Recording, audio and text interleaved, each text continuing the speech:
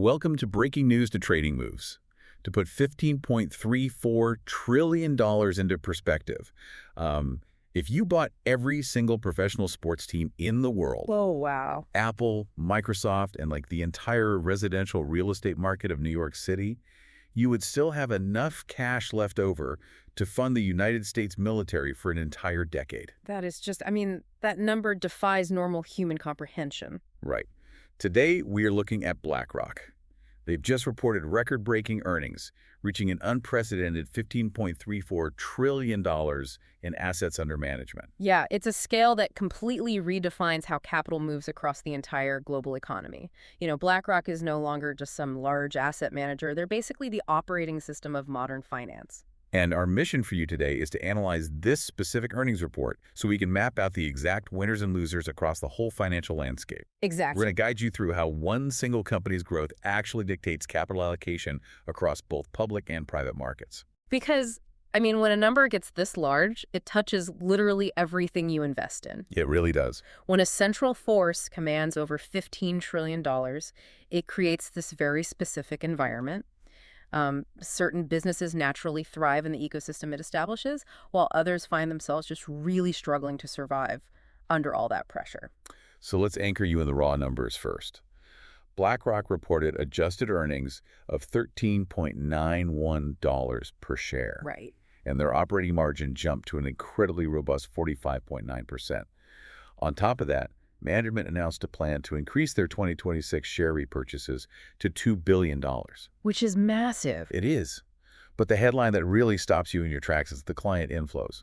Yeah. During this quarter alone, clients added $192 billion of net new money. But wait, let me challenge that for a second. Sure. Is that $192 billion actually new cash coming in the door, or is that just, the result of the stock market going up and inflating the value of the assets they already hold? That's the exact right question to ask. And the answer is really what makes this quarter so remarkable, that $192 billion is net new money. Wow.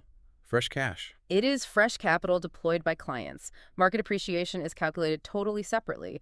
So we need to look closely at why that specific amount of fresh capital is moving right now. Right. It's driven by this massive mainstream adoption of their iShares exchange-traded funds alongside just relentless demand for bonds, private credit, and infrastructure investments. So for you, the listener, this $192 billion acts as a direct map, showing exactly where global wealth is currently migrating. Yeah, exactly. People are actively reallocating their capital away from certain structures and moving it directly into global platforms that can handle multiple asset classes all at once.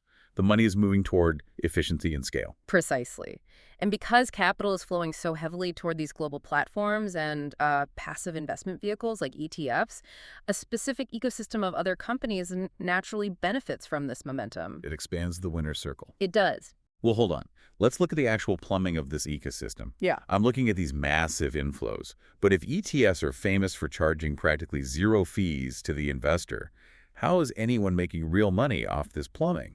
It seems backwards, right? Yeah, the math feels broken. If everyone is piling into index funds, who actually collects the cash on the transactions? Well, the math only feels broken until you look at the infrastructure companies. When you see $192 billion moving, you really have to examine companies like NASDAQ, ticker symbol NDAQ, and CME Group, ticker symbol CME. Okay, the exchanges. Right. They provide the actual pipes you're talking about.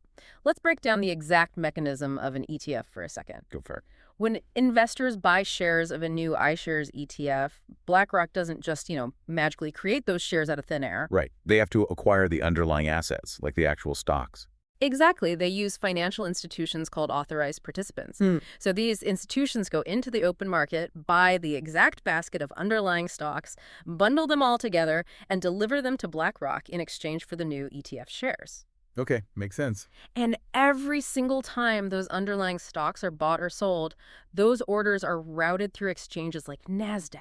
Ah, I see. NASDAQ charges a tiny fraction of a penny for each of those millions of orders, but the transaction fee is just the beginning. Where is the real profit margin then? Is it the data? It is the data. And crucially, index licensing. This is such a brilliant business model. Oh, so? Well, NASDAQ sells the proprietary real-time data feeds of all those trades back to the high-frequency traders and institutions. But even more lucrative is the licensing. Okay. If BlackRock launches an iShares ETF that tracks the NASDAQ 100, BlackRock pays NASDAQ a fee based on the total assets in that fund. So as BlackRock grows to $15 trillion, NASDAQ's revenue scales automatically, Wow. without NASDAQ having to lift a finger. So NASDAQ is basically collecting a toll on the highway, Yeah. and they own the billboard on the side of the road. Exactly. What about CME Group then? Where do they fit into this? CME Group benefits from the resulting risk management activity. Okay. When massive pools of capital move into ETFs, institutions and market makers need to hedge their exposure. Like, if an authorized participant is holding a basket of stocks for a few hours before delivering it to BlackRock, they're carrying market risk. Right, the market could tank in those 2 hours. Exactly. So they hedge that risk using options and futures contracts, which are traded on the CME. The more volume BlackRock generates, the more these infrastructure companies collect tolls.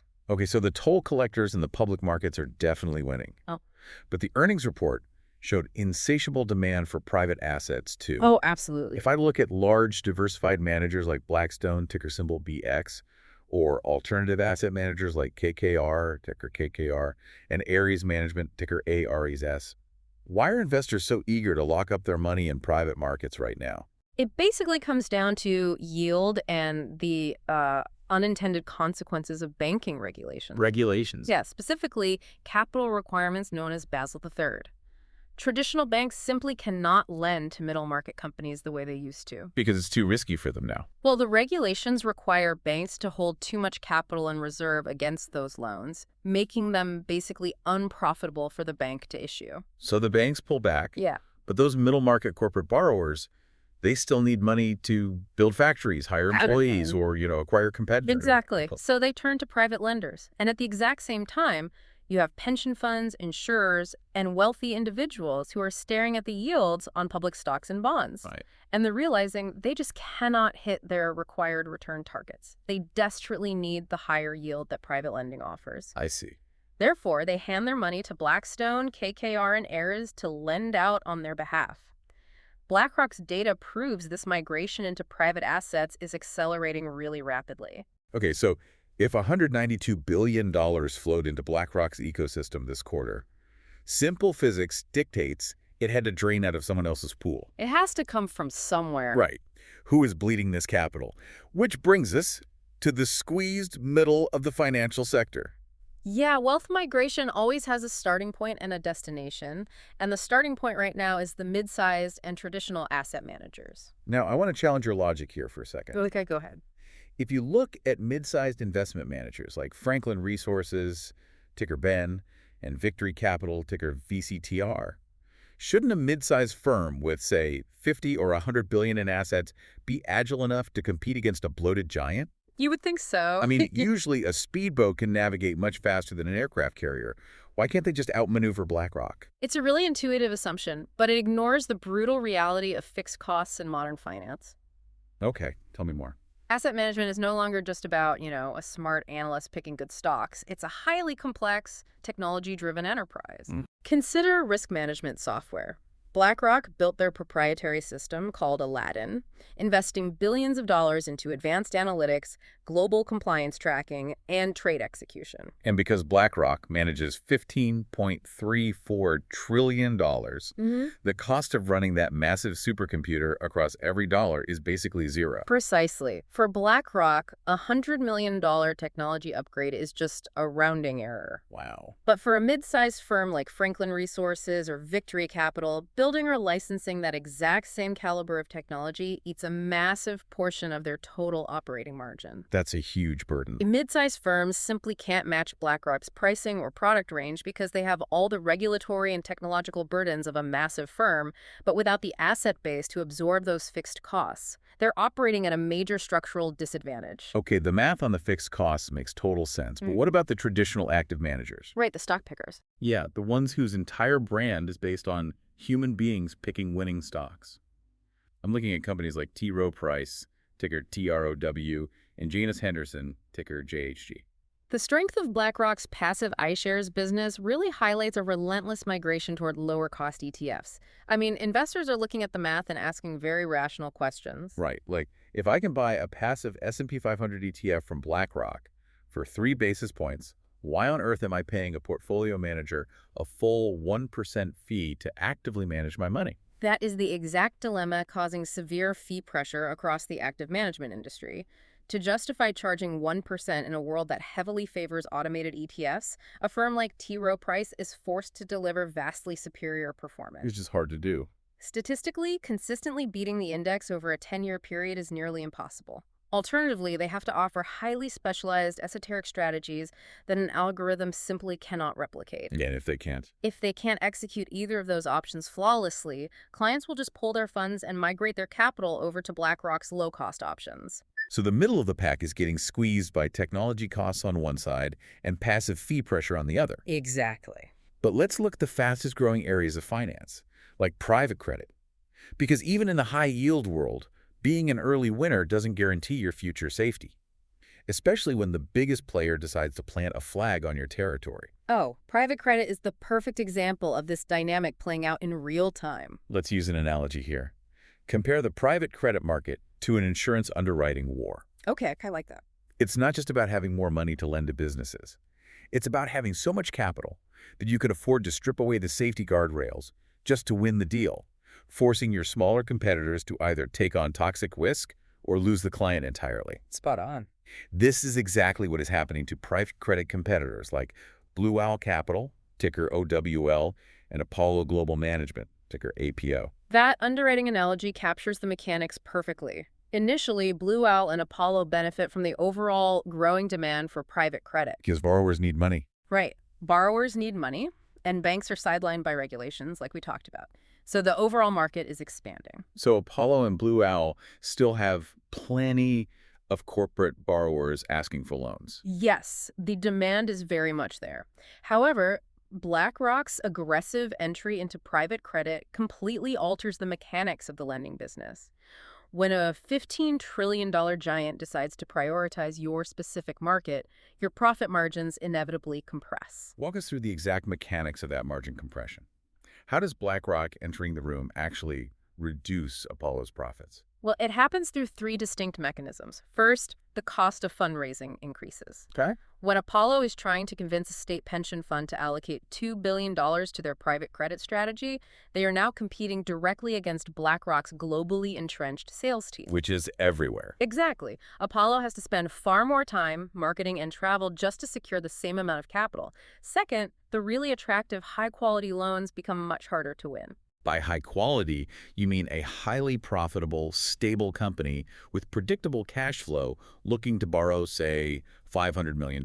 Exactly, the ideal borrower. Now, you have Apollo, Blue Owl, and BlackRock all bidding to provide that exact same loan, which leads directly to the third mechanism, the deterioration of lending terms. Hold on. Looser covenants gets thrown around a lot in financial media when talking about these terms.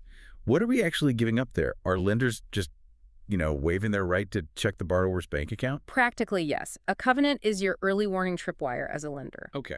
A traditional covenant might state that if a borrowing company's debt ever exceeds 4 times their earnings, the lender has the right to step in, demand early repayment, or even take control of the board of directors. So it protects the lender from a default. Exactly. Yeah. But to win the deal against BlackRock, Blue Owl, or Apollo might have to offer a covenant-late loan. Meaning they remove that tripwire entirely. Correct. They waive the earnings requirement just to make their loan offer more attractive to the borrower than BlackRock's offer. That sounds dangerous. It is. The borrower can bleed cash for another year before the lender can legally intervene. When you combine higher fundraising costs with lower interest rates and covenant-late loans, your profit margins compress and your risk profile increases. Even if the market is growing. Yeah. The business becomes inherently less lucrative, even as the overall market demand remains robust. So just because the overall private credit market is growing, it does not mean every lender is going to see their stock price go up. Not at all. Which brings us directly to the trading takeaway. We've mapped out the structural mechanics of the industry, from ETF plumbing to covenant-light loans. Let's move to what you should be watching in your own portfolio tomorrow. Let's do it. Every piece of earnings data can be interpreted in 2 ways. Lay out the bull and the bear cases for the broader market based on this BlackRock report. Well, the bullish interpretation really focuses on the health of the consumer and the institutional investor. BlackRock's quarter confirms very healthy fund flows. Right, that $192 billion. Exactly. The fact that $192 billion of fresh capital entered their ecosystem demonstrates that investors have cash on hand and they're actively deploying it into the market. So a bull looks at this and sees what? A bull looks at this data and sees a functioning, thriving financial system. They see strong ETF demand supporting public equities and continued expansion in private markets funding corporate growth. Okay, so the bull sees an engine running at maximum efficiency. What does the bear see? The bearish interpretation looks at the severe concentration of power. A bear sees a scenario where a very small number of financial giants are capturing all the industry profits, systematically starving the mid-tier of the market. Because of the fixed costs we talked about. Exactly. They look at BlackRock's 45.9% operating margin and worry that rapid consolidation is creating monopolistic characteristics. If only the giants can afford the technology, compliance, and distribution costs, the broader financial sector becomes much less dynamic. Right. Mid-sized companies simply become dead weight in an index. That is exactly what you need to monitor. While BlackRock, ticker BLK, is obviously the main stock driving this analysis, tracking the immediate market reaction in the surrounding ecosystem will reveal true market sentiment. Definitely. You need to watch Blackstone, KKR, and Ares to see if the private market growth thesis holds up under pressure. You need to watch T. Rowe Price and Franklin Resources to see how harshly the market is punishing traditional and mid-sized managers for their lack of scale. And the private credit guys there? Yep, and you need to watch Blue Owl and Apollo to see how investors are pricing in the threat of margin compression and covenant-light risk in private credit. Monitoring that specific basket of stocks will really show you whether investors view BlackRock's massive growth as a rising tide, lifting specific infrastructure and private market boats alongside it, or as absolute proof that BlackRock is becoming nearly impossible to compete against in any category they choose to enter. Understanding these asset flows gives you a structural map of the market.